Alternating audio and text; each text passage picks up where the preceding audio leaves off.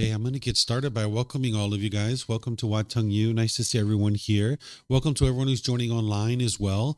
Today is our group learning program where each Sunday and Wednesday I come together with students, helping them to gradually understand the path to enlightenment. What I do each Sunday is I do meditation with you guys, but then after our meditation, I give a talk from this book. It's titled Developing a Life Practice, The Path That Leads to Enlightenment. And today we're in chapter 12, which is titled Craving is the Problem. What is the solution? Because what the Buddha is doing is he's helping you to understand the problem of what's going on in your own mind and then providing you the solutions or the remedies of how to fix it. The teachings of the Buddha aren't a bunch of beliefs that something good's going to happen when you die. It's not a bunch of rules and commandments. It's not rites or rituals, ceremonies, worship, prayer, any of those kinds of things. It's about learning, growing, and developing, becoming a better and better person. So this particular chapter, you're going to be able to understand the problem that the Buddha discovered in the mind through his very first teaching of the Four Noble Truths. In four simple statements, you're going to be able to understand the problem that he discovered in the mind, the cause of this problem, the elimination of it, and the path forward of how to actually fix it. And then what I'm going to do is spend some time helping you to be able to see some of the things that your mind might be craving. And then I'm going to focus on the solution, helping you guys to see how to really target the problem through applying the solution. So if you'd like to join for meditation, the way that I start this is with some chanting to be able to ease into the meditation. You guys are welcome to chant along if you'd like. We have chanting sheets over there on the cabinet. You're welcome to help yourself to get one and chant along if you'd like. We use chanting as a way to ease the mind into meditation and get more benefit out of the meditation itself. During the lifetime of the Buddha, they used chanting as a way to commit the teachings to memory, that every 2 weeks the students would come together and they would recite his teachings orally in order to commit them to their memory, because they didn't have books, audiobooks, videos, podcasts, things like that to be able to remember the teachings with. So they just used chanting as a way to do that. So you can see from the origins of this that it's not a rite, ritual, ceremony, worship, or prayer. Today we use it to ease the mind into meditation and get more benefit out of the meditation itself. If you read the English translations, you're going to see a lot of appreciation, gratitude, and respect for the Buddha. And because of that, I don't think the Buddha even created these himself, because the Buddha wouldn't have walked around and been like, here, chant these chants to me out of respect for me. This would be ego or arrogance if someone did this. And by the time you get to enlightenment, you don't think of yourself as being above people and looking down on others. And you also don't put yourself below people too.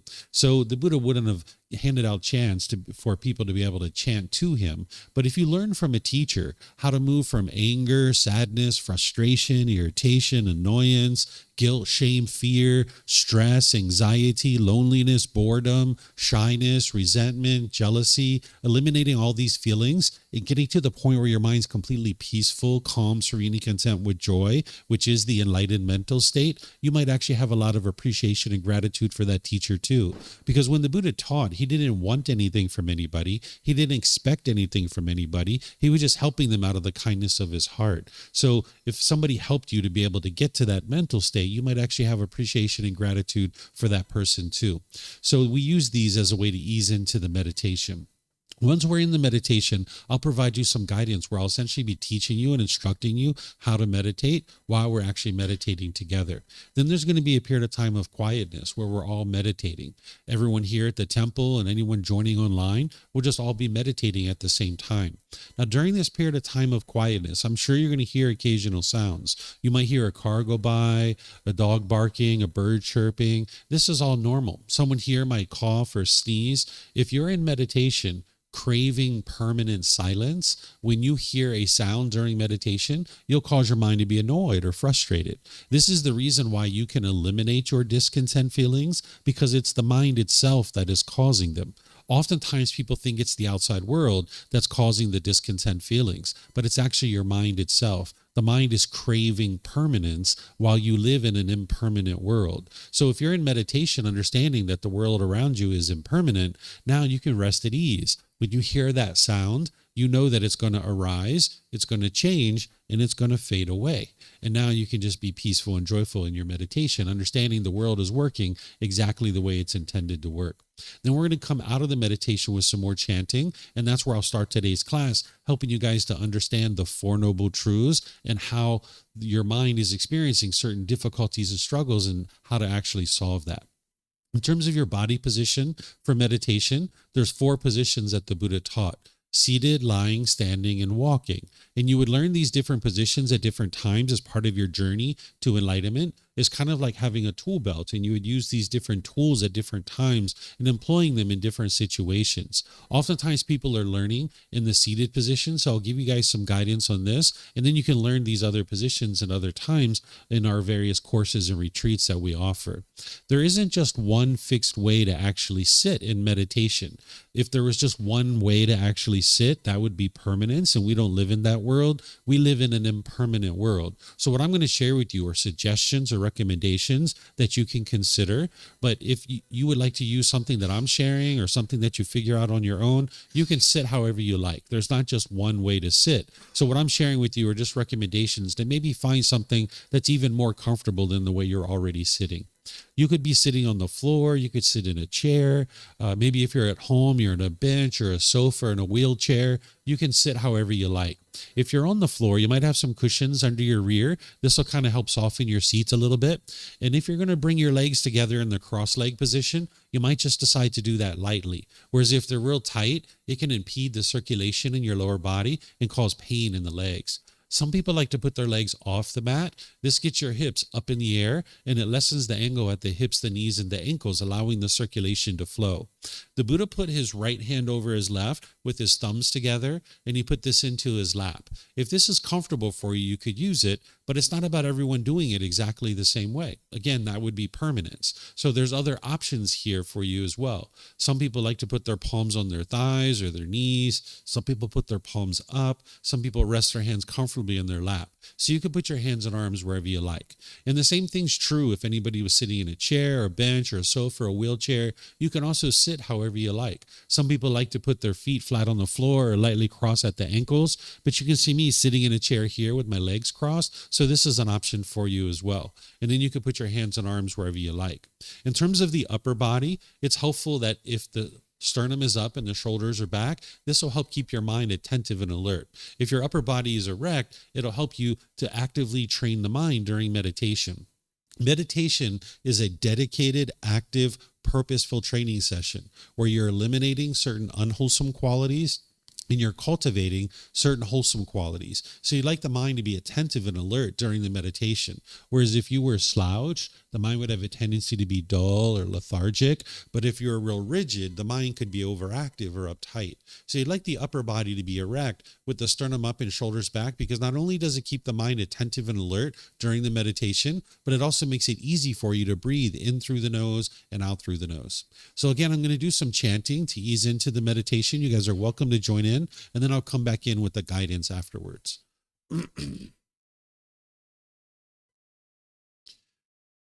Arahang Samma Sambuddho Mahakeva Wat Tung Mahakavanang Apivateyami Savakato Mahakavata Tammo Dhammang Namasami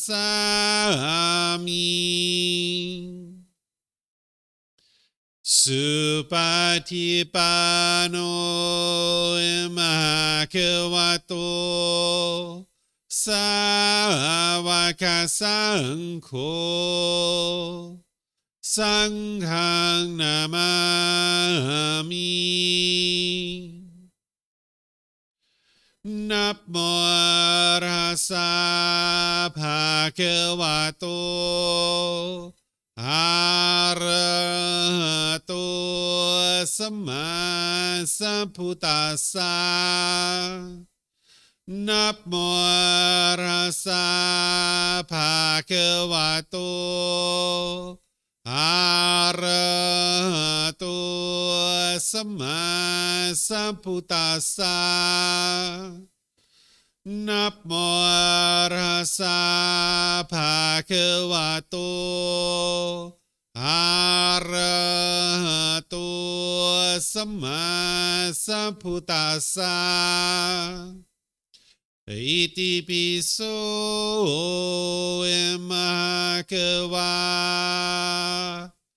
อะระหังสัมมาสัมพุทโธวิชาจารณังสัมมโนสกาโตโรกาวิตู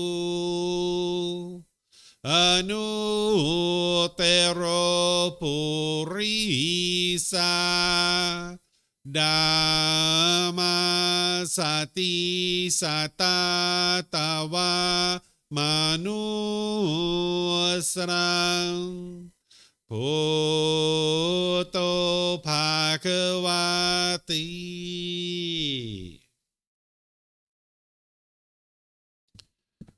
Okay, with the lower body and hands and arms comfortable and the upper body erect, just close the eyes and start breathing in through the nose and out through the nose.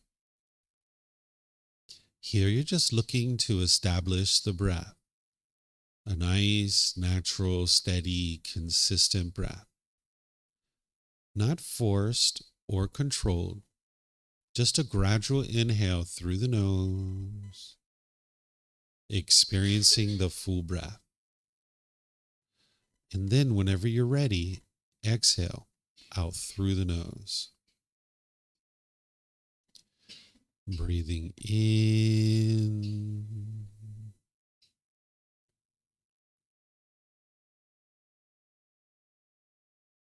and out.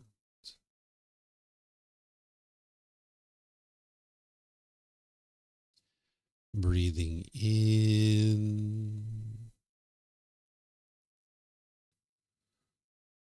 and out.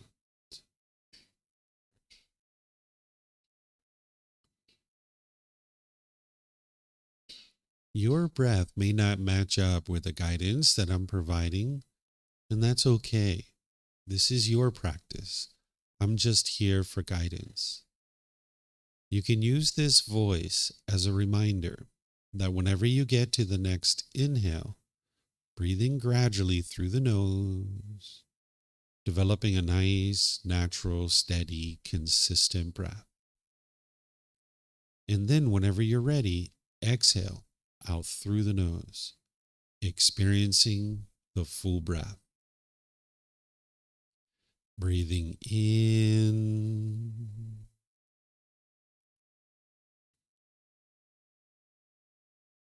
and out.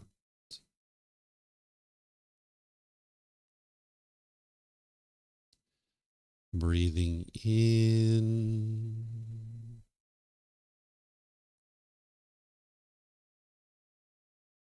and out.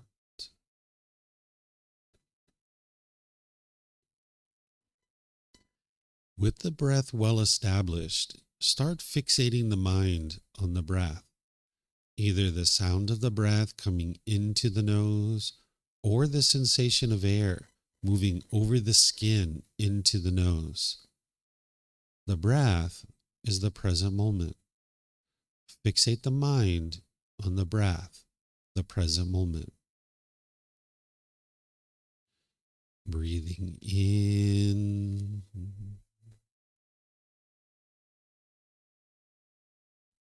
and out.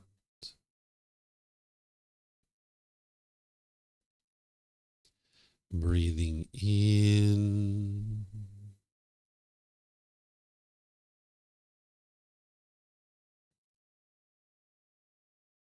and out.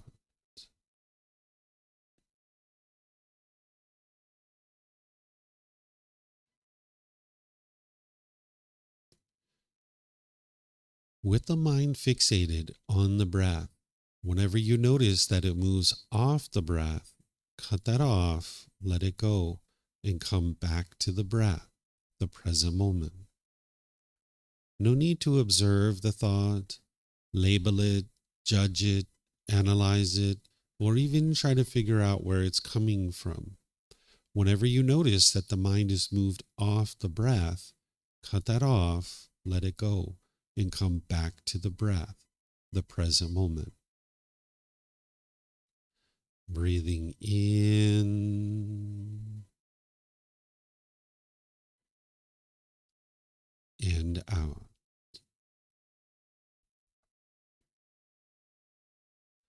Breathing in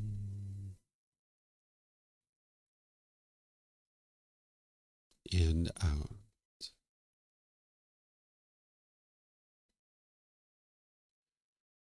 I'm going to be quiet now and let you do this work of focusing on the breath, cutting off and letting go anytime the mind moves off the breath.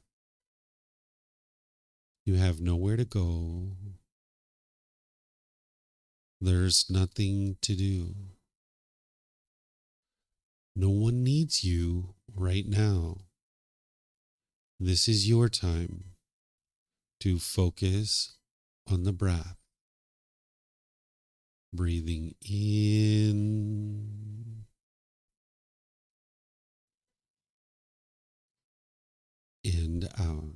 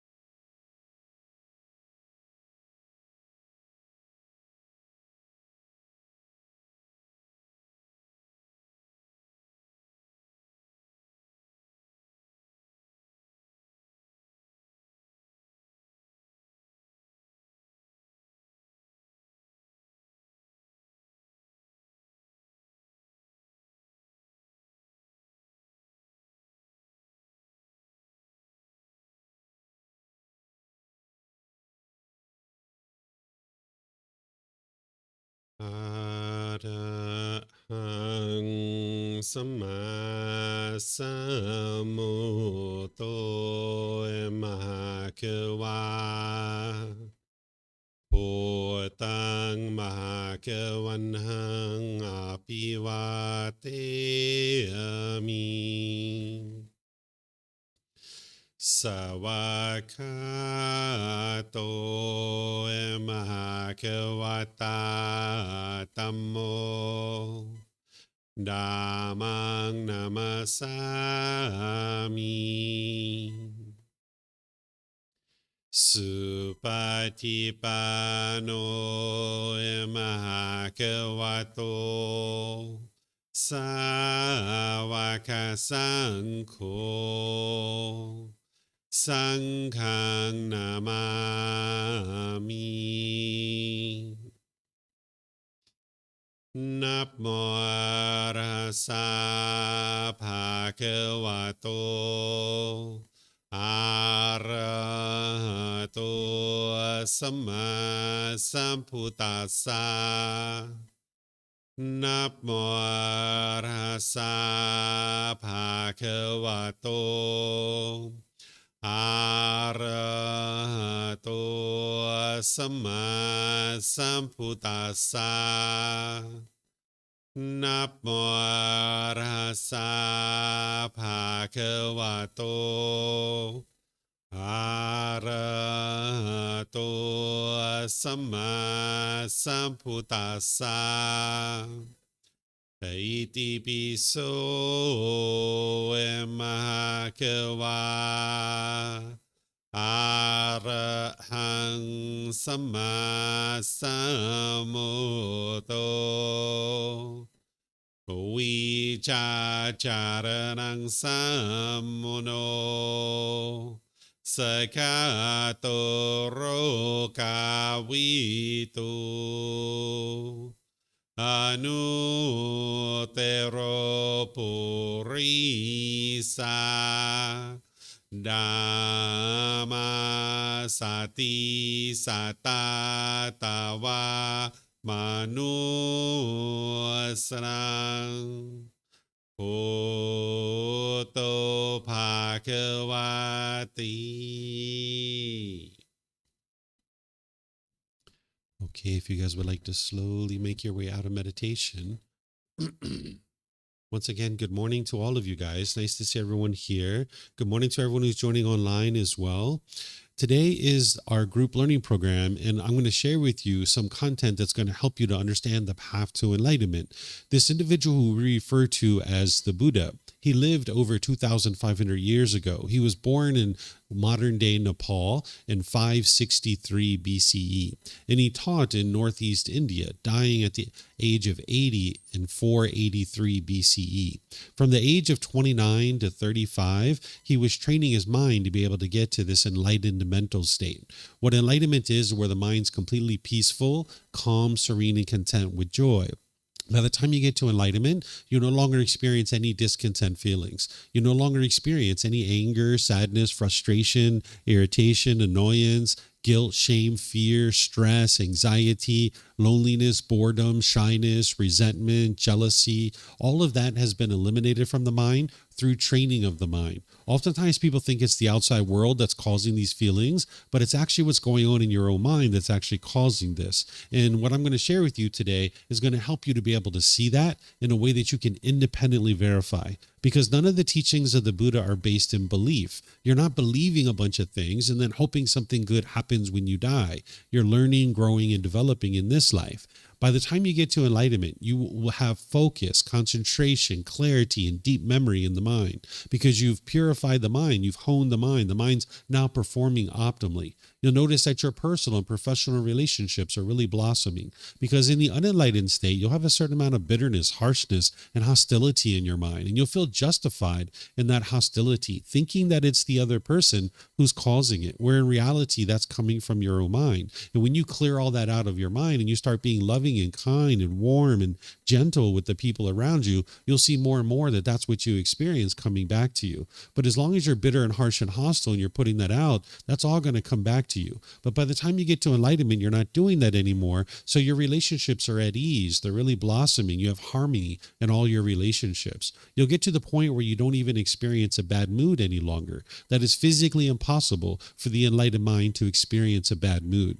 And when the Buddha was teaching, he started with this very first teaching that I'm going to share with you today. In terms of learning and understanding the path to enlightenment and what the Buddha taught, you would need to know this particular teaching from the Buddha. So this particular chapter, it's titled Craving is the problem. What is the solution? So that you can penetrate into seeing what is the problem in the mind, what is the cause of this problem, and then what is the solution. And as I shared with you, the way I'm going to teach it to you is in a way that you can independently verify. Don't believe anything that I say today. Don't believe anything that I write in books. Don't believe anything that anybody else says. Because with belief, you don't know what's true or false. You're just believing it because somebody convinced you to believe it, or you convinced yourself to believe it. But that's not what's going to get you to enlightenment. When we talk about awakening or to be awake, what we mean is to cultivate wisdom about the world around you and cultivate wisdom of these natural laws. What the Buddha essentially did is he took human psychology and he boiled it down to a common understanding that a common person can understand. So here, with the teaching that I'm going to share with you today, you're going to be able to understand the world around you better, and you're going to be able to understand your mind better, and now how to skillfully work with your mind to be able to remove the causes and conditions that are producing things like anger, sadness, frustration, and others. So the Buddha's core central teaching is called the Eightfold Path. The Eightfold Path is a core central teaching that is going to guide you to enlightenment, helping you to be able to understand how to train your mind. Just like you learned how to clean this body growing up as a child, and your parents gave you that wisdom by helping you to understand how to do that. And more as you aged, you realized that was wise and you actually clean your body every day. Well, there's this other part to this being who you are, which is the mind. And if you haven't learned how to clean the mind, then no wonder that you experience stress and anxiety and frustration and all these other feelings, because your mind hasn't been trained. This is what the Buddha is helping you to be able to do, is understand how to train the mind. And this Eightfold Path is the core central teaching that's helping you to be able to understand how to train your mind, and everything else plugs into it. Today, what I'm going to be introducing you to and helping you to learn is the very first step of this Eightfold Path, because this is where the Buddha would start out all of his brand new students, something called right view. What right view is to be able to understand the Four Noble Truths, to be able to understand the problem in the mind, the cause of the problem, the elimination of it, and the path forward. In four simple statements, you're going to be able to see and independently verify what is the problem that the Buddha discovered, what is the cause of that problem, what is the elimination of it, and what is the solution of how to completely fix this. You're not going to be able to have everything you need today in order to fix your mind, but with this Four Noble Truths, this right view, you'll be able to see clearly into what it is that you're going to need to be able to do over a gradual period of time to be able to get to enlightenment. Because one of the biggest myths about the life story of the Buddha is people think that he sat under a tree, he meditated, and he instantly got to enlightenment. This isn't actually true. You can see this in his own words, that he talks about gradual training, gradual practice, and gradual progress. And you know this to be true because everything you've ever done in life has been that way. Whether it's to read, write, and speak a certain language, whether it's a certain job or occupation that you have where you have a special skill, it's been gradual training, gradual practice, and gradual progress. And getting to enlightenment is the same way. So I'm going to help you to be able to understand this through introducing you to the teachings and inviting you to be able to learn them, investigate them, and examine them, to then reflect on them to verify whether they're true or false. And then you can practice these teachings, integrating them into your day-to-day life to be able to see that it actually works. When the Buddha teaches, he teaches you to listen with eager ears, that you actively listen to his teachings, because that's what it's going to take in order for you to understand them. If you just kind of sit back and let the teaching kind of roll over your head, you're not going to actually understand them enough to be able to implement them and actually experience the real results. But if you listen with eager ears, where you're actively working to understand the teachings, this is actually what's going to help you to cultivate the needed wisdom to make your way to this enlightened mental state where the mind can be peaceful and joyful permanently. So as I teach you today, if you have any questions, I'm going to be pausing it a few times to open up for any questions that you guys might have. And if you have questions here at the temple, we have microphones in the white bowl in the center of the room. And there's some up here as well. All you need to do is get a microphone, take it back to your seat, press the gray button. You're going to see the lights come on. And if you hold this up to your chin, we'll be able to hear you here at the temple, and they'll be able to hear you online as well. If you speak here without a microphone, they won't be able to hear you online. And then you can keep these microphones with you because you might have more than one question, or someone around you might have a question, and you can just share the microphone. And then if you could turn it off when you're not using it, that'll be helpful so we don't get feedback through the speakers. And then anybody who's online, if you would like to ask questions, you can put that into Facebook, YouTube, or in Zoom in the comment section, and I'll be able to see it. Or in Zoom, you can electronically raise your hand, unmute your microphone, and ask any and all questions you like that way. So I'm going to help you to understand the Four Noble Truths in right view by first introducing you to what's called the three universal truths. These are building blocks to help you then understand the Four Noble Truths. Without understanding the three universal truths, you wouldn't actually be able to understand the Four Noble Truths, which is going to help you to understand the problem and the cause of the problem, the elimination, and the path forward. We call these the three universal truths and the Four Noble Truths because the Buddha knew that they were true. I know that they're true, and other people know that they're true too. But in order for you to benefit, you're going to need to know that they're true. And that's why you don't believe what it is that I share with you. You learn, examine, and investigate. You reflect to independently verify, and then you practice. I'll show you how this works with this very first one, this first universal truth. It's called the universal truth of impermanence. This is where the Buddha is explaining to you the way the world is around you, because that's part of the lack of wisdom that the mind has in the unenlightened state, is it doesn't understand how the world truly is around you. You're living in a world that you don't understand, and that's why the mind is struggling and having difficulties with things like stress and anxiety, anger and frustration and other things. So he's helping you here to understand that the world is impermanent, that things are constantly changing. There's something called conditioned objects. Conditioned objects, they will arise, they will change, and then they will fade away. They are impermanent. Anything that you can see, hear, smell, taste, anything that comes in contact with the body, or any thoughts or ideas that go through the mind, they are all impermanent, meaning they are constantly changing. They arise, change, and fade away. These are conditioned objects. And pretty much everything is impermanent in terms of the material world. Anything in this material world is all impermanent. It's constantly changing. Then there's something called unconditioned objects. Unconditioned objects do not arise, they do not change, and they don't fade away. There's no condition that is producing them, so therefore there's nothing that can happen in order for them to be eliminated or fade away. So enlightenment is that way. That enlightenment, once you attain the enlightened mental state, there's no condition that is causing it. So therefore, it is a permanent mental state. It doesn't arise, it doesn't change, and it doesn't fade away. Your mind is permanently peaceful, calm, serene, and content with joy and experiencing all those other qualities. Same thing with the natural laws. There's certain natural laws that the Buddha discovered about how the world is constructed, that these natural laws, they don't arise, they don't change, and they don't fade away. They are unconditioned. So there's something called conditioned objects, which is pretty much everything that you are experiencing in this material world. Anything you can see, hear, smell, taste, anything that comes in contact with the body, or any thoughts or ideas that go through the mind, these arise, change, and fade away. They're called conditioned objects. Then you've got these unconditioned objects that do not arise, do not change, and do not fade away. Okay, so this is a little bit of the intellectual understanding of this universal truth of impermanence. But now you don't believe that. You don't believe anything that I say, don't believe anything I write in books, don't believe anyone else. You need to move into reflection, and you need to start to try to independently verify whether what I just said is true or whether it's false. And what I suggest you do is take something that you're familiar with. You're very familiar with this human body. You can ask yourself, is this body permanent, meaning it never changes, it's always the same? Or is this body impermanent, meaning it's constantly changing? So what would you say? Is this body permanent or impermanent? Someone said impermanent.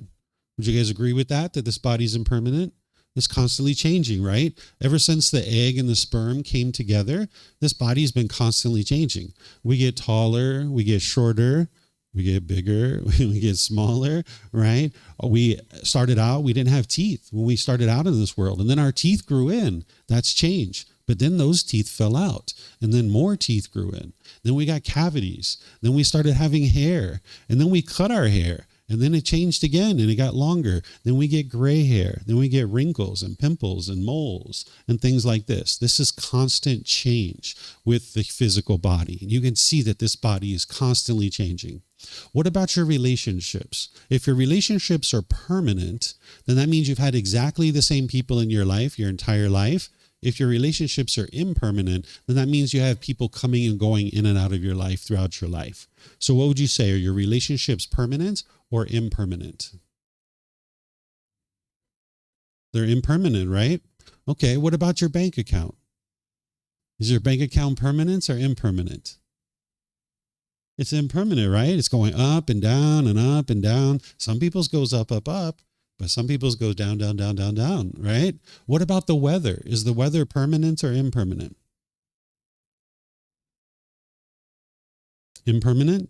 Yeah, it's raining, it's snowing in some places, it's sunny, it's hot, hurricanes, tornadoes, get all kinds of different weather events. So we could go on and on and on like this. And if this is what you need to do, you should do this so that you can independently verify and gain the wisdom that the world is impermanent, because this is a building block to help you understand why you experience anger, sadness, frustration, all these other feelings, because how could you eliminate them if you didn't know what was causing them? So this is a building block for you. So if you look outside and you see the green leaves on the trees and the brown leaves on the ground, that's impermanence, that's change. Or if you're walking down the street and you're on the sidewalk and you see a crack in the sidewalk, that is change, right? If you look at the wood planks on the floor of the temple, you can see some of them are longer, some of them are shorter, some of them are one color or different color.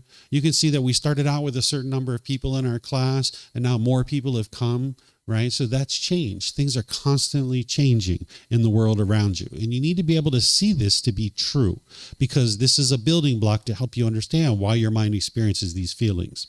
Then there's the second universal truth. Some people refer to this as suffering if you've studied the teachings of the Buddha in other places, but I don't use this word because it doesn't accurately reflect what the Buddha was teaching about this important topic. I'm going to teach you what the Buddha was teaching here, and then I'm going to circle back and help you understand why I don't use the word suffering.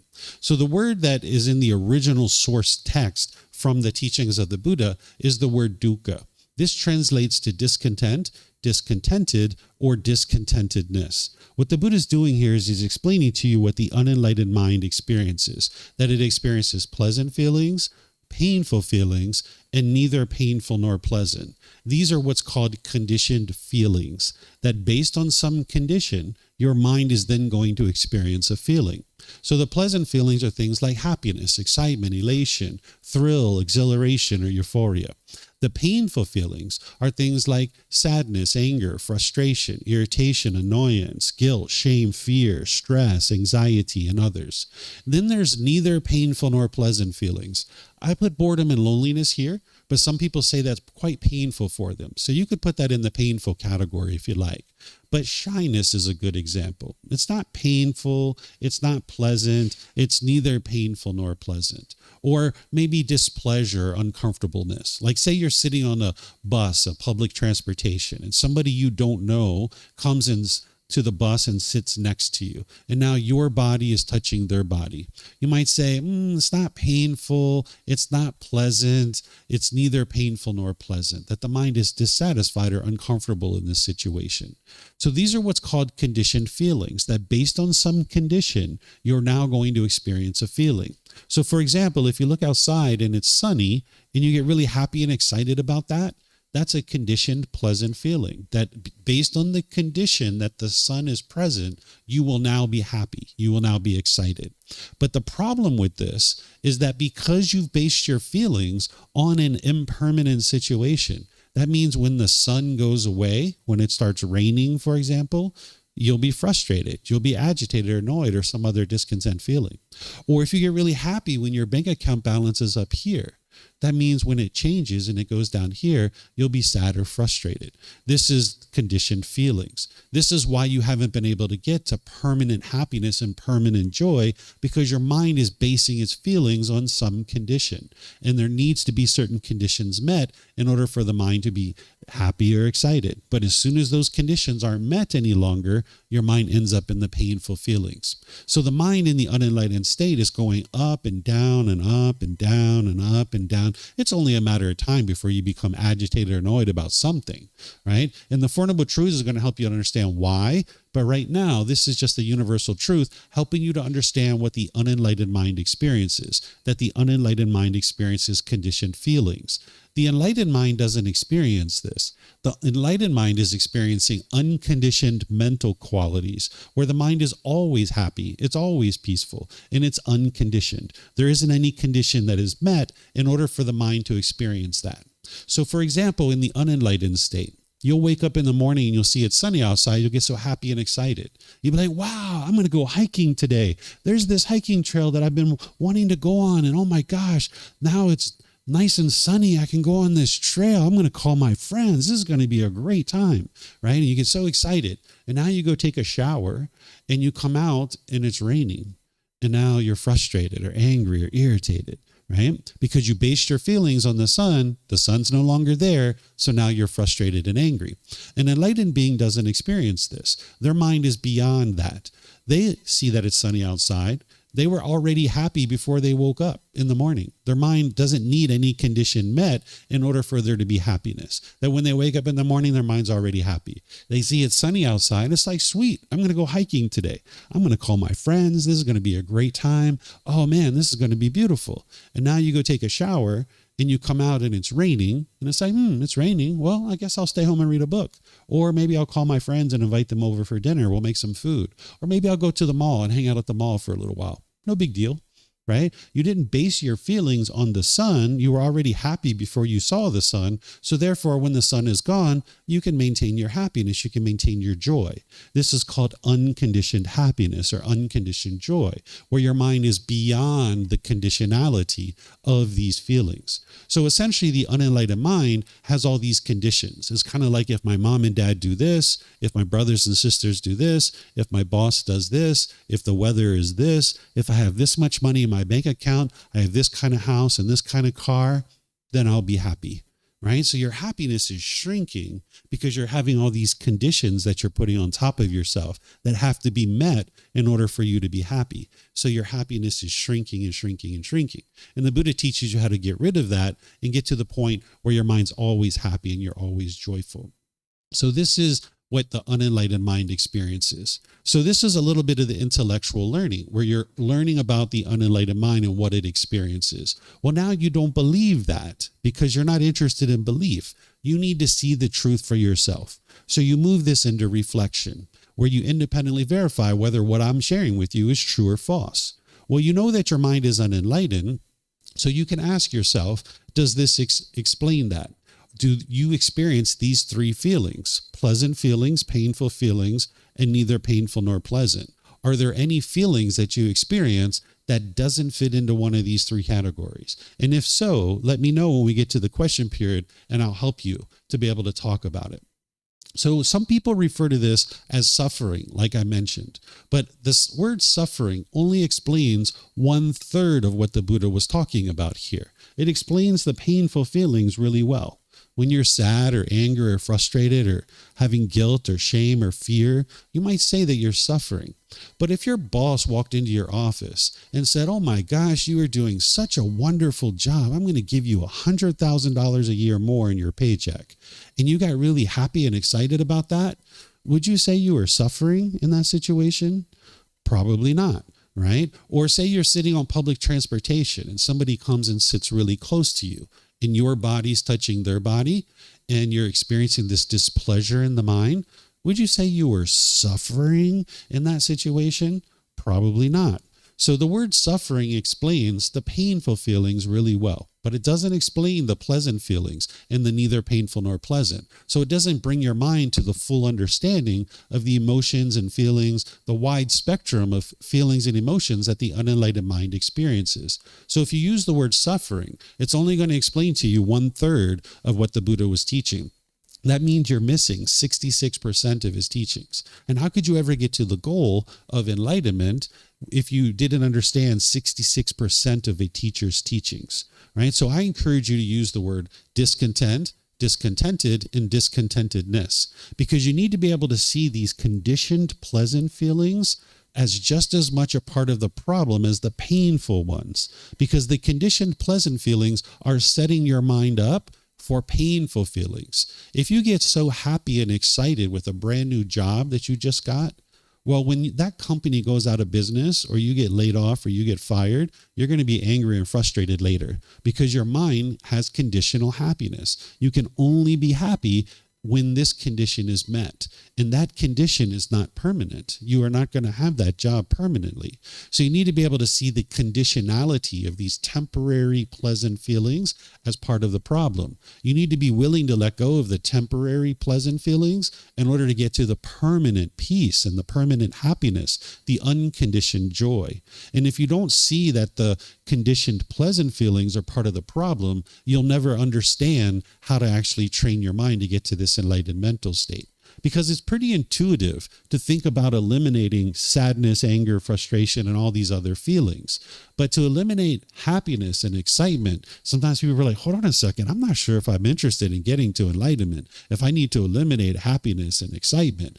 But you need to understand what you're eliminating is the conditionality of these feelings, that you can only be happy when these conditions are met. And that's where the mind's ability to be happy is shrinking. You're looking to get to unconditioned happiness, where the mind can just always be happy. You wake up in the morning, you're already happy. All day long, you can be happy. And then as you go to sleep, your mind is still happy and still joyful and still peaceful. And you can't get to that as long as your mind is continuing to experience conditioned pleasant feelings. So that's why the word discontent, discontented, and discontentedness brings your mind to fully understand what the Buddha was teaching about how the mind's going up and down and up and down and up and down. It's shaken up. Now we'll talk about the third universal truth, the universal truth of non-self. This is actually a solution to one of the problems that the Buddha discovered in the mind. The Buddha discovered these 10 individual pollutions that are in the mind. They're referred to as the 10 fetters. He referred to them as fetters because during his lifetime, if you were someone that they were trying to keep confined to a certain area, they would put a shackle and a chain and a ball around your ankle. This was like a prisoner. And then they would just keep you out in a field, where today we put prisoners in jail cells. But during the lifetime of the Buddha, they would attach a fetter to your ankle. This was a shackle and a chain and a ball. So when the Buddha discovers these 10 pollutions in the mind, he refers to them as a fetter because they keep the mind trapped in the unenlightened state. But just like a prisoner, if you release the shackle off their ankle and they're now free, they're liberated, the same thing is true about your mind. When you get rid of these fetters or these pollutions out of your mind is now free. Because when your mind's experiencing anger and sadness and stress and anxiety and all these other feelings, your mind's not free. Your mind is bound up. So these 10 fetters or these 10 pollutions or defilements is what an individual is working towards understanding and uprooting and eliminating out of your mind through training the mind. With the tools and the techniques that the Buddha shared, you're uprooting these pollutions out of the mind. This universal truth of non-self is the solution to one of these fetters. So let me explain to you first the fetter, so then you'll understand the solution. The fetter that this eliminates is the very first fetter. It's called personal existence view. What personal existence view is where the mind is clinging to this body or the mind itself, thinking that this is who you are. The mind will cling to your self-image or your self-identity, wanting to be perceived by others in a certain way, and you can only be comfortable if you're being perceived the way you want to be perceived. So for example, if you've ever been to a social situation and you spilled something on your clothing and you were embarrassed by that, that's your personal existence view, that you couldn't be comfortable. You were embarrassed because when your clothes are clean, you're being perceived the way you want to be perceived and you feel good about that. But when you spill something on the clothing, your mind is clinging to this self-image, wanting to be perceived by others a certain way. And now you're not being perceived the way you want to be perceived. And now your mind experiences embarrassment. Or say you've ever walked in front of a mirror and you saw a pimple or a wrinkle or a mole, or you saw a gray hair, or you started losing your hair and you were shaken up by that. That's your personal existence view, clinging to this body, wanting it to be a certain way, wanting to be perceived by others in a certain way. And you can only be comfortable if that's the case. Or say you've gone into your closet. Maybe you're going somewhere and you're getting ready to go out. Maybe you sat there and you thought about, who am I going to see today? And how do I want to look? And maybe you put on a certain set of clothing and you looked in the mirror and you're like, no, that's not it. And you put on another set of clothing, you're like, no, that's not it. And you put on another set and you're like, all right, now I feel comfortable to go outside. This is your personal existence view. Or maybe you were like me when I was a kid. I used to get out gel and mousse and I would run it through my hair, trying to get every little hair in exactly the right spot before I would go to school. And sometimes I would do this for so long, I would miss the school bus on the way to school, right? So maybe you've experienced these kinds of things. This is clinging to the physical body, wanting to be perceived by others in a certain way. And you can only be comfortable if that's the case. Then there's the self-identity. What this is like your culture, your ethnicity, your sexual orientation, your nationality, your job or occupation. You could be clinging to any number of things in your mind, thinking that this is who you are as a person.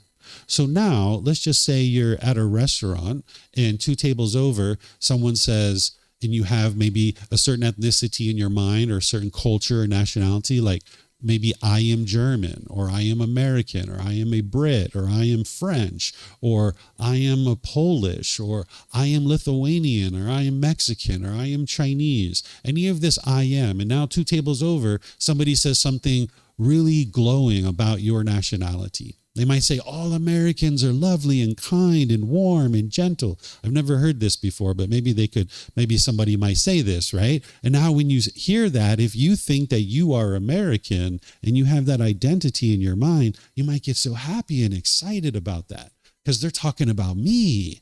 But now it's only a matter of time before 2 tables over, somebody says something degrading and disparaging about who you are as a person. If your mind's clinging to that identity of who you think you are, now you're going to be angry or frustrated. Or say you've been in a relationship with a boyfriend or girlfriend, and when you guys came together, maybe a husband or a wife, as you guys came together, you started assuming this identity of I am a boyfriend. I am a girlfriend. I am a husband. I am a wife. And when you guys were together, there was a certain amount of comfort.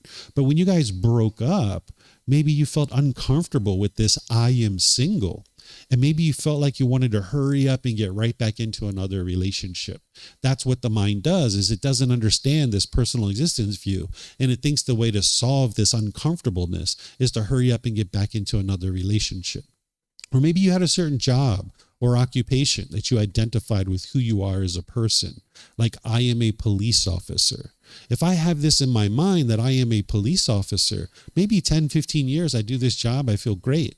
But then maybe I get injured, or I retire, or I get fired or laid off and I can't do this job anymore. And maybe now I'm driving a taxi, but my mind is thinking I am a police officer, and now I'm disgruntled and frustrated because I'm not doing that job. I don't feel whole any longer. Sometimes people have this so bad that they will go to their family in their home country and they will say, Mom, Dad, I don't even know who I am anymore. I need to go find myself. I need to go find my true self. And they might come to a place like Thailand to find themselves. And now you spend 6 months here, a year here, whatever it is. And now you feel like, I found myself. And now you go home and you say, Mom and Dad, I found myself. I know who I am again. Well, you haven't actually found yourself. What you found is new friends, new activities, new hobbies, maybe a new job. You haven't actually found yourself, because what the Buddha is teaching you is that there is no self, that this body is not you, this mind is not you, it's not who you are as a person. But the problem with personal existence view is the mind will cling to this, thinking that this is who you are. In fact, you might even do this with your decisions. Like if somebody made the choices in the past to use drugs and alcohol, They might adopt the identity of I am an alcoholic or I am an addict. This isn't actually true. This being used to make decisions in the past to use drugs and alcohol, but that doesn't mean the mind has to adopt the identity of I am an alcoholic or I am an addict. The challenge here is that all through our life, we've actually been accumulating this personal existence view ever since birth. When we were born, we were all given labels. I don't know all of your labels, but my label is David, right? And that's the label that was given to me. And now we start having this personality and this character that we assign to that. And we start taking on this personal existence view.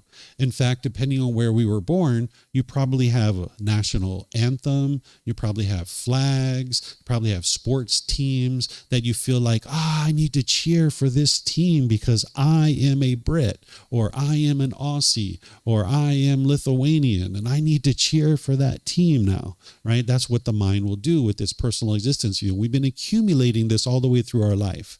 So sometimes when I describe personal existence view and that this body is not you, and this mind is not you, people can understand it. But sometimes it takes a lot more work for you to be able to understand what it is that I'm sharing. And no matter what category you fall into, it's okay. Because what I'm doing here is I'm just introducing you to this universal truth of non-self. There's more for you to learn on this topic, but this is just a little bit of an introduction for you to help you understand that this body is not you. It's going to be constantly changing. And if you cling to it, wanting it to be permanent, then you're going to be discontent when it's changing. And whatever identity you have in your mind, that's not permanent either. Those things are going to be constantly changing. Your job, your occupation, and any number of things, that's all going to be changing.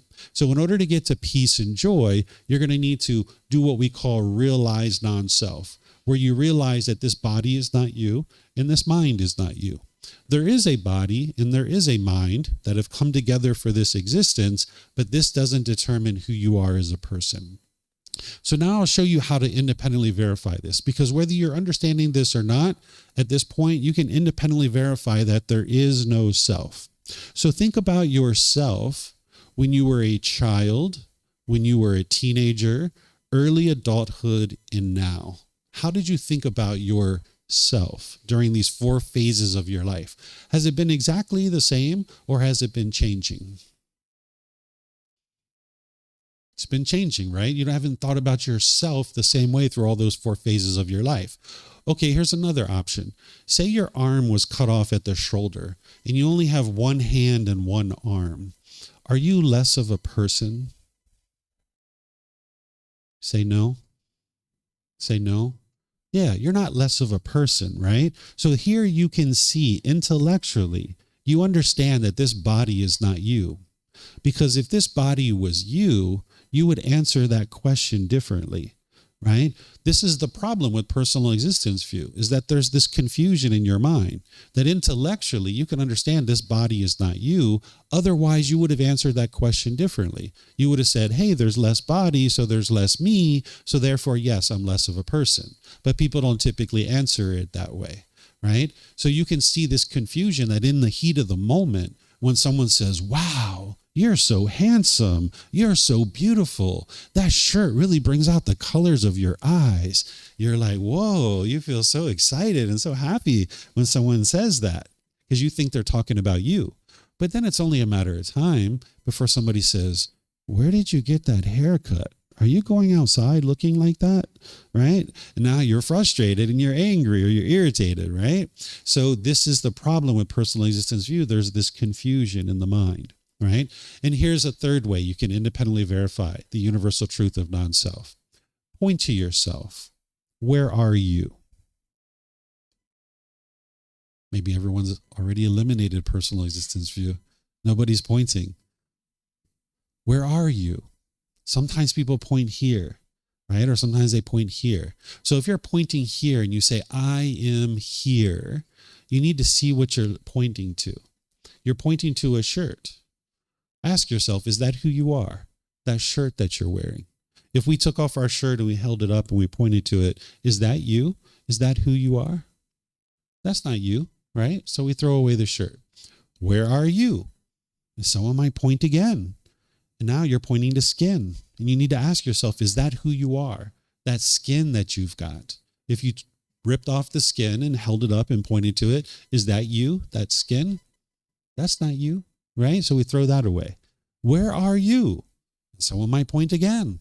Well, we've got ribs, we've got muscle tissue, we've got organs and fluid. None of these bits and pieces and parts are you, but the mind's going to cling to it thinking that this is who you are. That's personal existence view. But what the Buddha is helping you to see is that none of this stuff is you, and you can get liberated from this confusion of the mind wanting other people to perceive you a certain way. So I'm going to pause here and see if you guys have any questions on these building blocks before we move into the Four Noble Truths. Is there anything you guys would like to ask questions about here? Remember, if you guys could use the microphones, and then online you can put that into Facebook, YouTube, or in Zoom.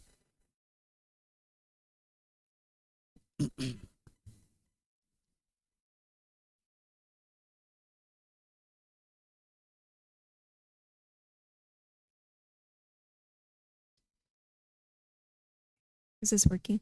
Yep. Okay. My question is with the enlightened mind, if it's a state of unconditioned joy and happiness, I guess I just wonder this because I'm obviously not enlightened, but I'm just curious about how empathy plays a role with that, because I think for me, a big part of empathy and like making change in the world is recognizing and almost feeling the suffering of others and the pain and sadness. And so for me, if I think about an enlightened mind being devoid of all of that, I wonder if that creates a distance between others who need help. Sure. So there's two ways that people teach empathy.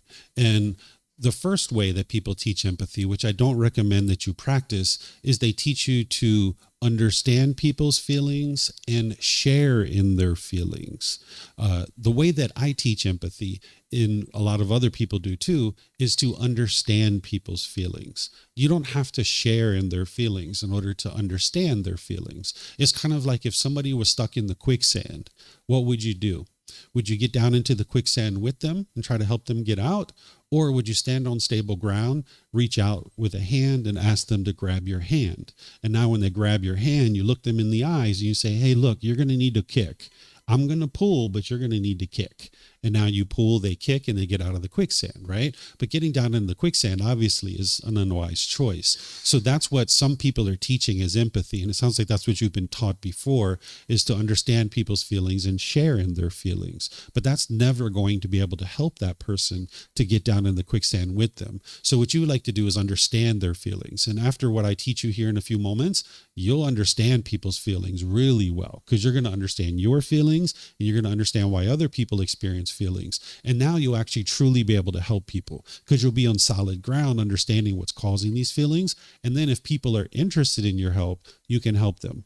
But this path to enlightenment isn't about going out into the world and convincing other people to do anything whatsoever. It's about your learning, your growth, and your development. Because if you give unsolicited guidance to people, this is the mind's craving, the longing, yearning, and the mind's ego, the mind's arrogance and pride, thinking, I know what's right, and I'm going to tell you what you should or shouldn't do. Where what you would like to do is not give unsolicited guidance, is only help people when they're interested in your support and your help. And you can say things like, you know, are you interested in my opinion on this? Or would you like some help with this? You can offer your help like that, but you would only be interested in providing the help if they're open to it, because otherwise their mind is just shut off and it's kind of a waste of time anyway. So you would like to practice empathy where you understand people's feelings, and then you don't have to share in their feelings in order to be able to accomplish that. And that's what will lead to your peace and joy. Because as long as you base your feelings on what other people are feeling, you'll never get to peace and joy that way.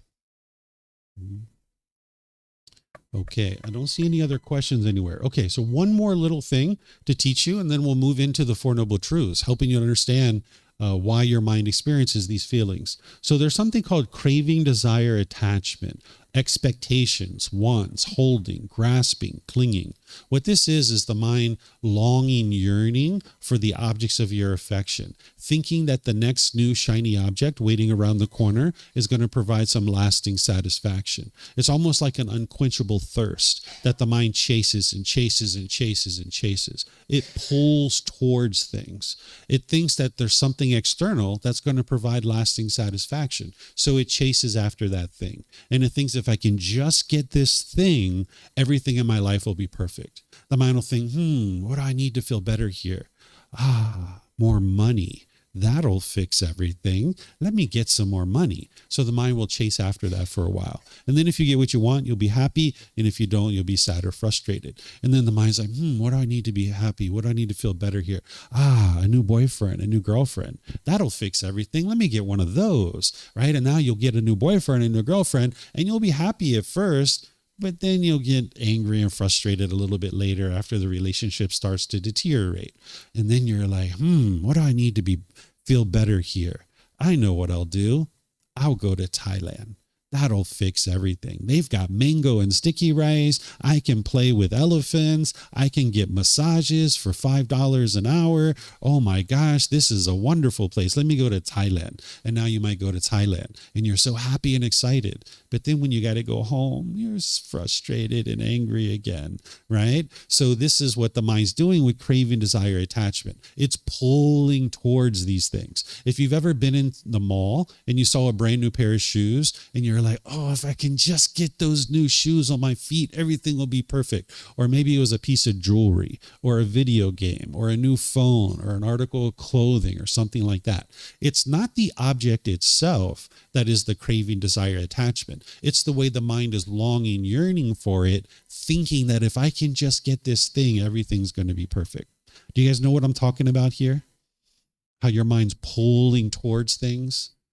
Okay, you guys are familiar with this? Okay, so now we can talk about the Four Noble Truths. This is where you can have a real breakthrough. That's the way the Buddha describes it, and that's what you'll experience, where you can have a real breakthrough to seeing what's causing these feelings so that you can actually eliminate them.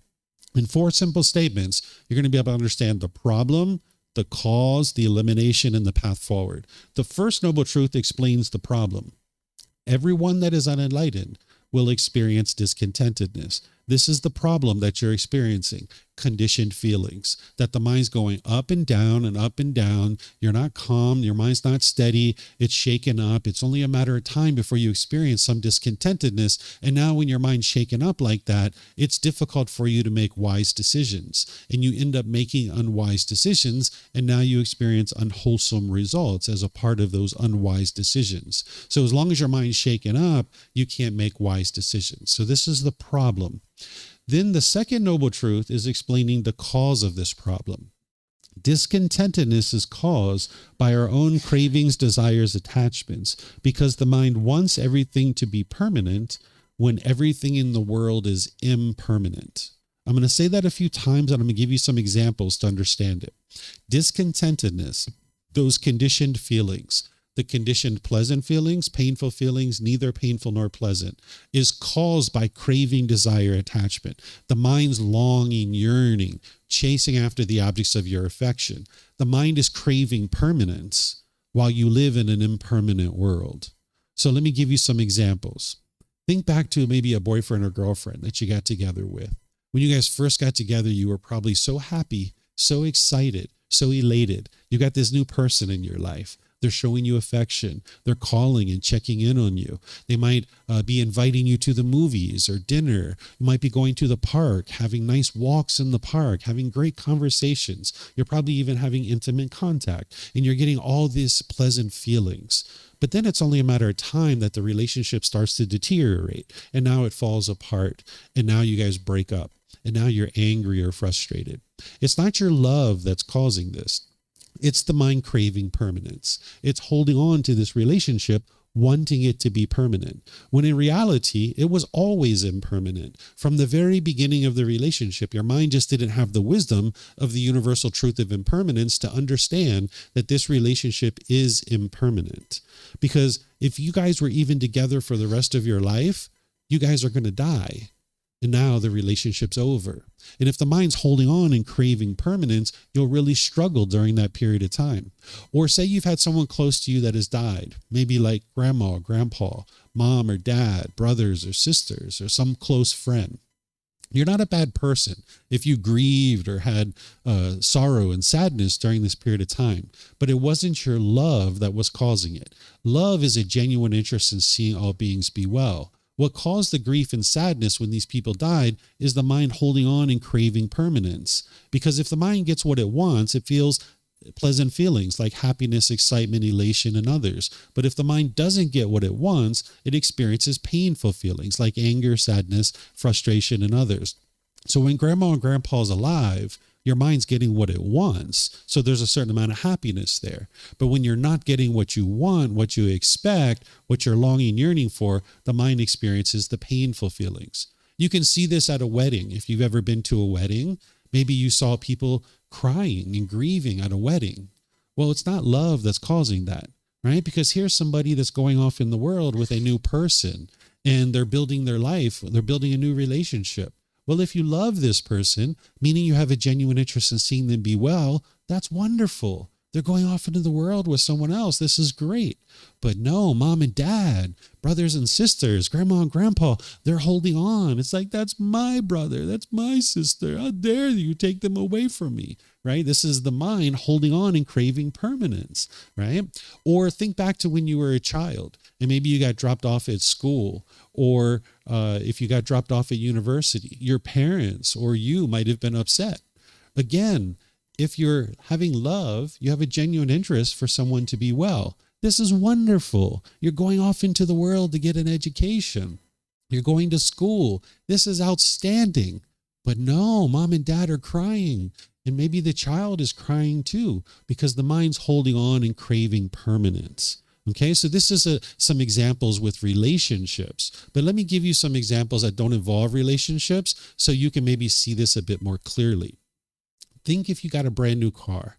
Maybe this is your ideal car, the perfect car that you've always wanted to get. You've been saving for a really long time to get this car. And now you purchase it, finally, after 10 years. And now you're driving down the street in this new car. And everyone's like, wow, look at her. She's so successful. Wow, look at him. He's so successful. And you're so proud driving your nice new car, so shiny. And you park it at a store and you go inside and you come out and there's a scratch on your car. Oh my gosh, you might be crushed. You might be so angry and frustrated. It's not the scratch that's causing this. And it's not the person who scratched your car. It's the mind craving permanence. I want this car to look permanently beautiful. And the mind is experiencing this impermanence and it doesn't like it. So one of the ways to say this is that the mind craves permanence.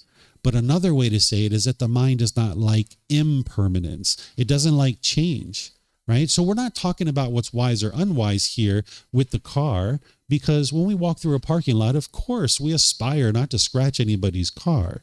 But the fact is that this car is going to deteriorate because it's impermanent. The paint's going to fade. The upholstery is going to get ripped and torn. The tires are going to need to be changed. It's only a matter of time before this car starts to deteriorate. And if you crave permanence, when you experience this change, your mind isn't going to like it because it doesn't like that impermanence. It doesn't like change.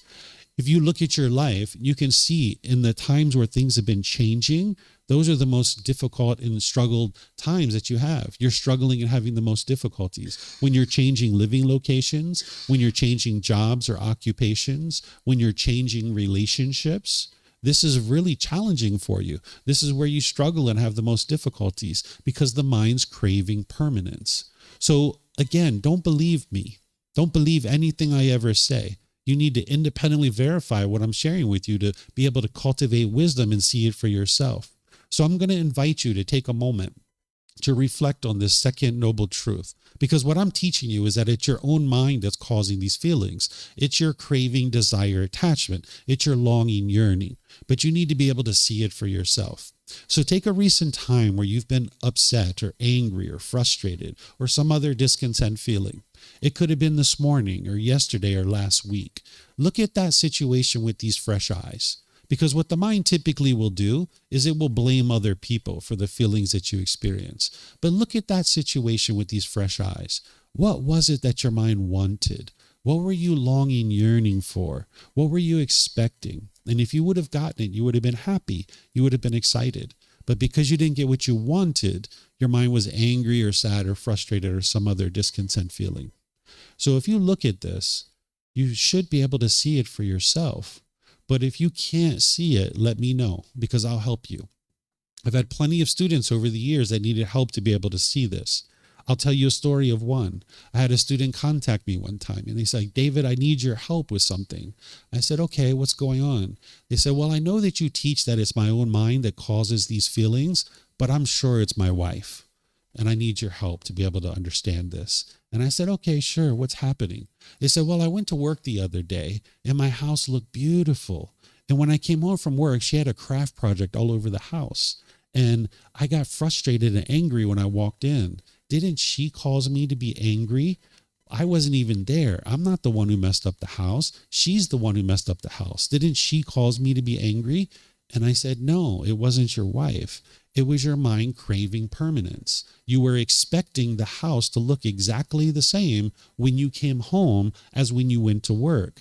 The only thing that's happened here is change. That's all that's happened. When it goes from sun to rain, that's just change. That's all that is. And you can see there's no other person involved there, right? It's just the sun and the rain, right? So you can see that's not another person who's causing you to be angry. Or when your bank account balance goes from here to here, all that's happened here is change. That's all that is. But the mind craves permanence. And when your mind doesn't understand the second noble truth, you will tend to become unskillful. What you'll tend to do is you'll tend to push people away, or you'll push a situation out of your life. You might have pushed away friends or family out of your life, firmly believing that it was them who was causing you to be angry, and you thought the way to solve this is push them away. Or the second thing you'll do is you'll tend to be bitter and harsh and hostile through your intentions, your speech, and your actions. It's almost like an animal growling and roaring at another animal. It's like, do things my way, right? This is what the mind does.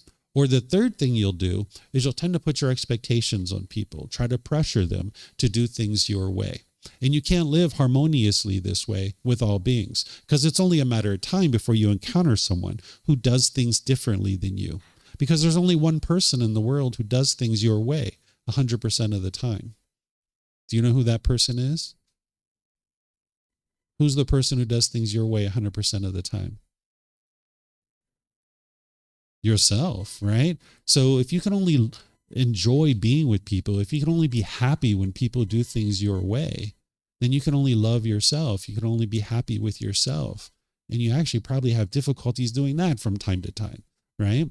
So if your mind continues to not understand the second noble truth, that it's your own mind that's causing these feelings, you'll keep pushing people away. You'll keep being bitter and harsh and hostile to them, and you'll keep putting expectations on them, trying to pressure them to do things your way. And you can't live harmoniously with all beings. And you might actually have people doing this to you too. People might be pushing you away. They might be bitter, harsh, and hostile to you, or they might be putting expectations on you. But you can get free of all of this. But you need to first be able to see that it's your own mind that's causing this. So the third noble truth is explaining to you how to eliminate this.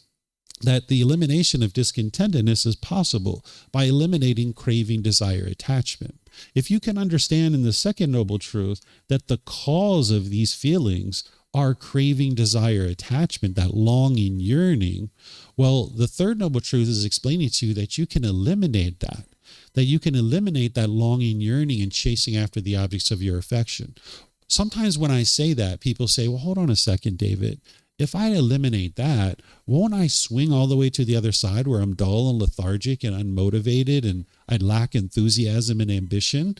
Well, you might, but that's not what the Buddha is teaching you. Those are the two extremes. The Buddha is teaching you to come to the middle where you can pursue your goals, objectives, or interests with enthusiasm and ambition, but you're not forming your feelings on whether you get this thing or not, because you're not going to always get what you want. So you can actually train your mind to eliminate discontentedness by eliminating cravings, desires, attachments. Because when your mind lets go, that's where your peace and joy comes back. And you can verify this, because think back to that boyfriend or girlfriend that you broke up with. You were angry, you were frustrated, you were lonely or bored, or you were missing that person. But at some point, your mind let go. And that's where your peace and joy came back. You were like, you know what? If he wants to be with someone else, so be it. And you let go. And that's where your peace and joy came back. Or you're like, you know what? If she wants to live in a different part of the world, okay, so be it. And you let go. And that's where your peace and joy came back, right? But as long as you were holding on and craving and longing, yearning for this person to be in your life, you were discontent, you were frustrated or annoyed. So you can eliminate this discontentedness by eliminating craving, desire, attachment, training the mind to let go. But the mind doesn't know how to do that. That's where the fourth noble truth comes in. The path to eliminating discontentedness is the Eightfold Path. This is the complete, perfect plan that's going to train your mind to eliminate all your discontentedness. And it starts with right view. You need to be able to understand what's causing these feelings, because you wouldn't be able to eliminate them if you didn't understand what was causing them. So that's why it starts with right view. What wrong view would be is to blame other people for the feelings that you're experiencing.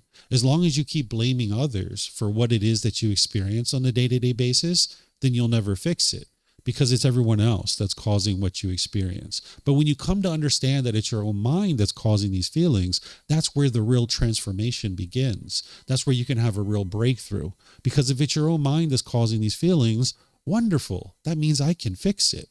Whereas if it's everybody else who's causing what you experience, you can't fix that, because there's 8 billion people in the world, and you can't convince 8 billion people to do things your way. It's just not possible. Right? So right view is to be able to maintain and establish within your own mind what's truly causing these feelings. It's this longing, yearning, this craving, desire, attachment. And then once you understand that, now you can learn the rest of the Eightfold Path to be able to then actually transform this through the training that the Buddha teaches. So let me see if you guys have questions on the Four Noble Truths. Is there anything you guys would like to ask? Yes, ma'am. If you could get a microphone, that'd be great. And for those of you guys online, remember, you can put your questions into Facebook, YouTube, or Zoom, or you can raise your hand in Zoom and ask any questions that you like.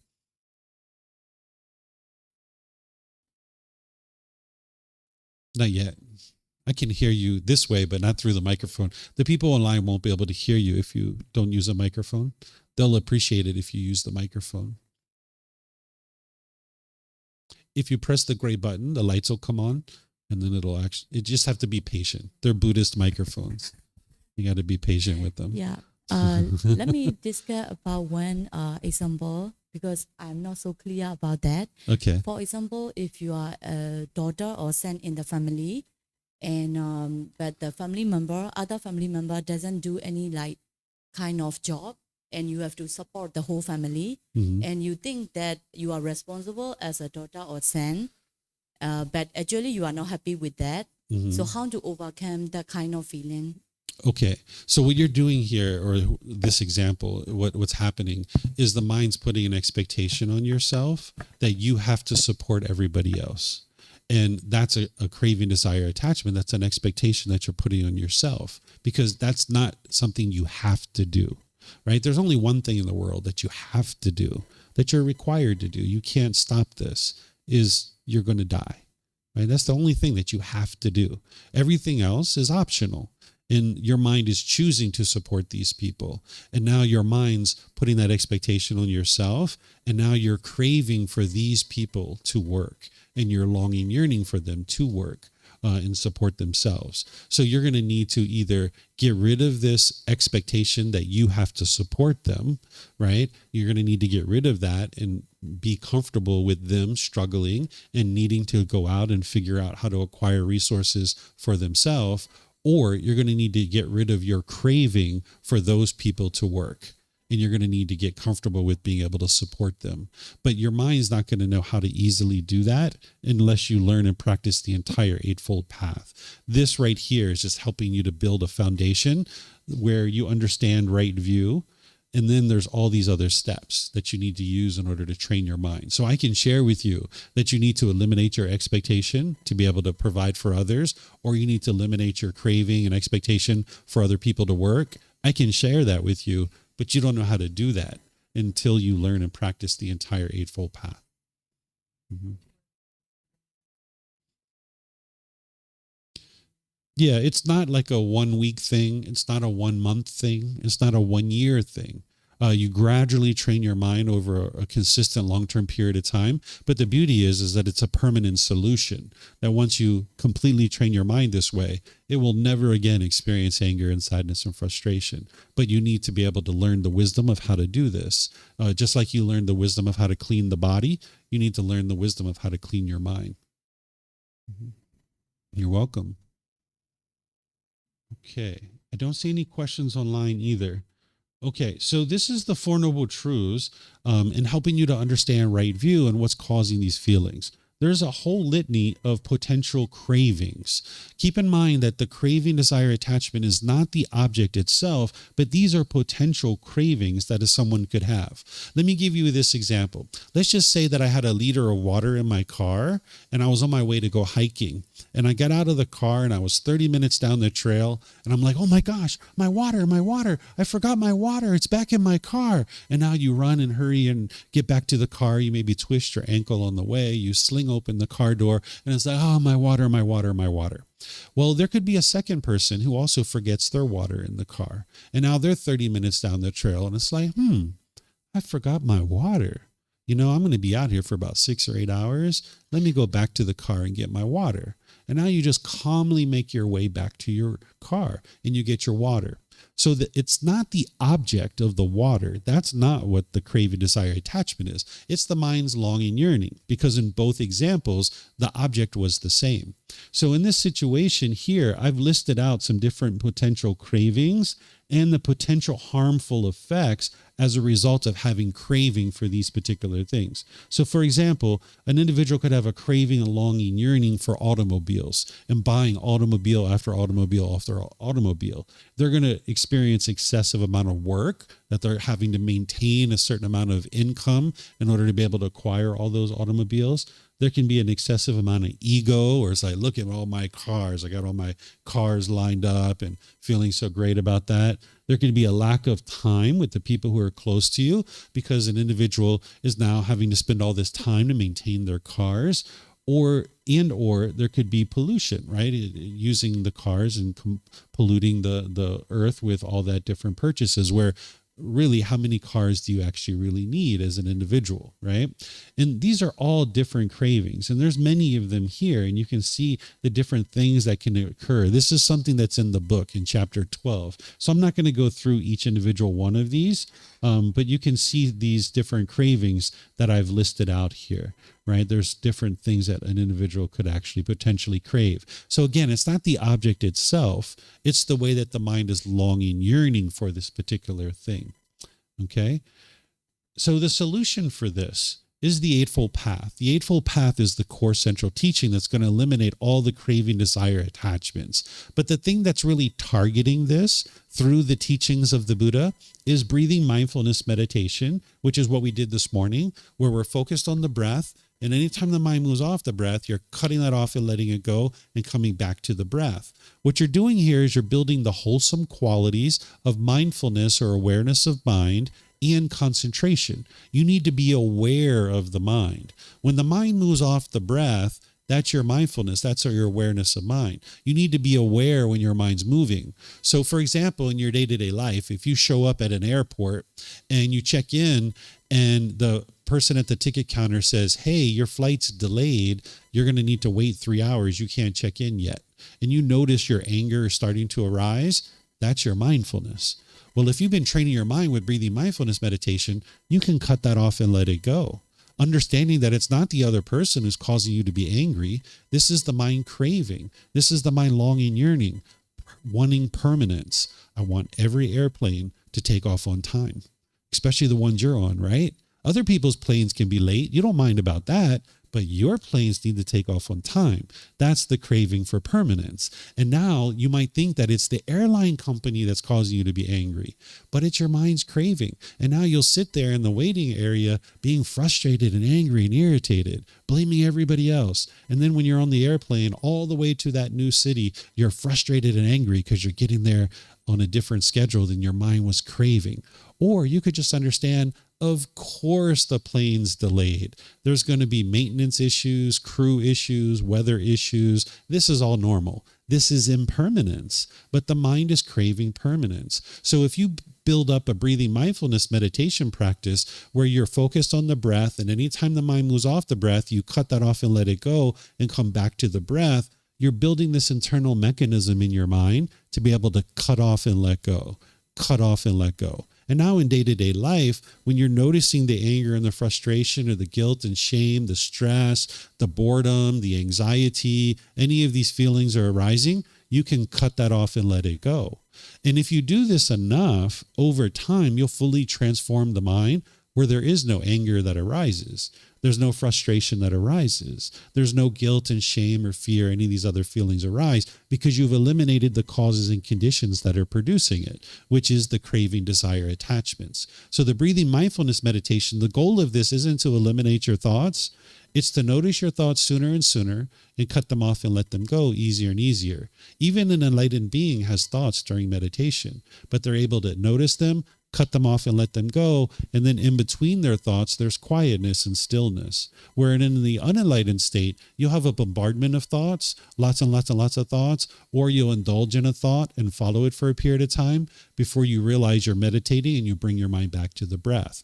So you'd like to build up your breathing mindfulness meditation practice, which is what I taught last week as part of this course. And all the classes are recorded, so you could watch it on YouTube or Facebook or a podcast or something like that if you'd like to learn this particular technique. And I have other courses and retreats where I teach this too. Then the Buddha teaches you to practice generosity. This is the giving and sharing of more than is strictly required in any given situation without any expectation of anything in return, such as your time, effort, energy, and resources. This is training your mind to let go. Because with craving, desire, attachment in your mind, you'll hold on to things very tight. You'll have somewhat of a selfish mind, or you'll be unwilling to share with other people.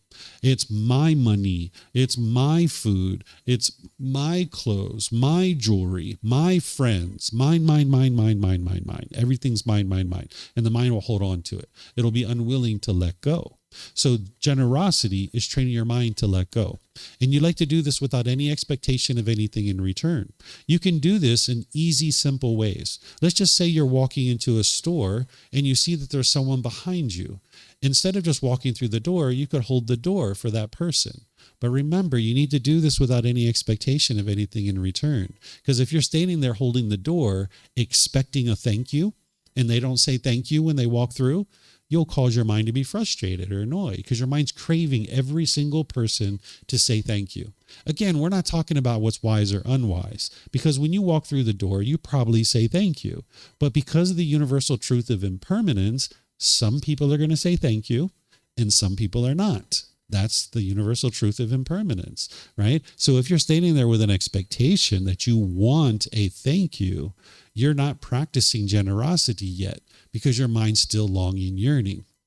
If you notice that when your bank account balance is up here, you're really happy, and when it goes down here, you're sad or frustrated, you're going to need to share your resources with other people. Maybe you find an orphanage that you can donate some funds to. And what you'll find is frequency is more important than the amount. Let's just say that it was a matter of giving $500 once a year or $1 a day. You're going to notice that the $1 a day is actually going to be more impactful to your mind because you're having to let go more frequently.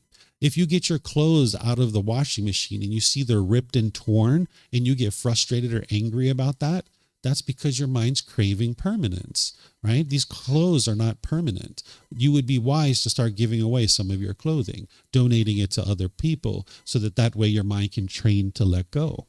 You might have some things in your life that you're holding on to and you're attached to that you can't really give away. Maybe it's like expensive jewelry or something like that. Well, what you might decide to do with that, because maybe when you misplace it, when you can't find it or something like that, your mind's all shaken up and you can see your mind has attachment and craving. Maybe what you might decide to do is give it to someone you trust, like a friend or family member, and say, hey, can you hold on to this for me for a while? Just keep it at your house. I'm going to need you to hold on to this if it would be possible for you to hold on to it. That would be a way that you could actually do this. If you trust them enough to wear your jewelry, maybe they could actually wear it as well. But this is something that'll train your mind to let go. If you're going to the market and you're buying yourself maybe some mangoes, maybe your neighbor likes bananas and you toss some bananas into the bag. That makes it really easy for you. 30 seconds or a minute, you have some generosity. Or maybe you're going into 7-Eleven to buy yourself a chocolate bar. Just buy 1 or 2 or 3 extras. You might not even know who you're going to give them away to that day, but you just know you're going to run into somebody, you're going to spend time with somebody, and you can give away your chocolate bar. Right? My son, he used to have a craving for popcorn. He used to eat popcorn. He was always popping popcorn. It was like 2 years of nonstop popcorn in our house. We were buying popcorn by the kilo, right? And he was popping this popcorn. Well, at one point I saw how much he was popping popcorn. I was like, have you ever thought about giving away some popcorn to your friends? And he's like, no, I've never thought about that. And I was like, well, why don't you pop up some popcorn, bag it up, and then give it away to your friends in the village? And he was like, all right, that sounds good. So he popped up a bunch of popcorn and he gave it away to his friends. He went around to their houses and gave away popcorn to all of his friends. And it wasn't too long after that his craving for popcorn slowly diminished, right? He needed to eat a bunch of popcorn to extinguish it, to fulfill his craving, but then also practicing generosity, he was able to extinguish that. He still enjoys eating popcorn, but now it's kind of like once every 2 or 3 weeks or once a month that he's eating popcorn, where before it was every single day that he was eating popcorn. So this is the way that you can train your mind to let go, is practice generosity. And then next week, I'm going to teach something in chapter 13 that is identifying cravings, cultivating non-craving, and analysis of the mind. This is where I'm going to teach you how to go in and almost surgically remove some of your cravings, desires, attachments. While the Buddha has this Eightfold Path and these teachings that I just shared about meditation and generosity is really targeting it, there's something else that you can do to almost surgically go in and eliminate individual cravings, desires, attachments. And I'm going to teach that next week, but this week was about helping people to understand this cause. And I taught this same Four Noble Truths at 2 other times during this program so far. This is the 3rd time that I've actually taught this. So if you guys would like to learn that, you can learn it here at the temple. But also, if you would like to attend by live stream, I teach this same class on Sundays at 9 a.m. and 9 p.m. So no matter where you are in the world, you can attend live by Facebook, YouTube, or Zoom. Or if you can't attend live, it's all recorded, so you can watch it at your own leisure, whatever time you would like, either on our YouTube channel, on our Facebook group, or on our podcast. So do you guys have any questions on the solutions here to actually how the mind needs to be trained to let go, and that these are the techniques that the Buddha is teaching? No questions? Okay. I don't see any questions online either. So what I'll do then is just in class by thanking all of you guys for joining. Thank you for your interest to learn and understand the teachings of the Buddha. As you guys would like to learn more, you're more than welcome to. We have a full calendar of events and classes and retreats, and everything's available for you at no cost. You'll find this all over on our bulletin board there. You'll also find it on our website at buddhadailywisdom.com as well. I suggest you start with this first book, which you can actually get for free. You can download it from our website. You can take it and go print it yourself if you like. You can get printed versions here by reimbursing us for the printing cost, or you can order it on Amazon if your country has access to Amazon. That's the best place to really get started. And then in this program, I gradually walk students through chapter by chapter each week. So this evening at 9 p.m., I'm going to be teaching this exact same class at 9 p.m. And then at 6:30 tonight, I'm going to be guiding students in a loving kindness meditation. If you'd like to come here, it syncs up with the walking market. If you're coming to the walking market, loving kindness meditation is different than what we did today. It actually rewires your mind to be loving and kind and so that you can transform your relationships. Oftentimes people think the way to solve your relationships is to change the other person, but actually the way that you do this is you change your own mind. And loving kindness meditation is an important part of this, where you essentially rewire your mind to be loving and kind, and then you learn how to go out into the world and be loving and kind through your intentions, your speech, and your actions. So it's going to help you improve your relationship with others, but it's also going to help you improve your relationship with yourself. If you have negative self-talk or like an inner dialogue where you're degrading and diminishing yourself, this meditation will be helpful for that too, because it's no fun walking around with this voice inside your head where you're constantly degrading yourself. So if you'd like to explore the loving kindness meditation, I'm going to be doing that at 6:30 tonight here. And then we have classes and courses throughout the week and throughout the month. You can see them all on our bulletin board or our website. So whatever you choose to do today, have a very lovely and wonderful rest of your day. We'll see you next time. Take care. Sawadee-ka. Sawadee-ka.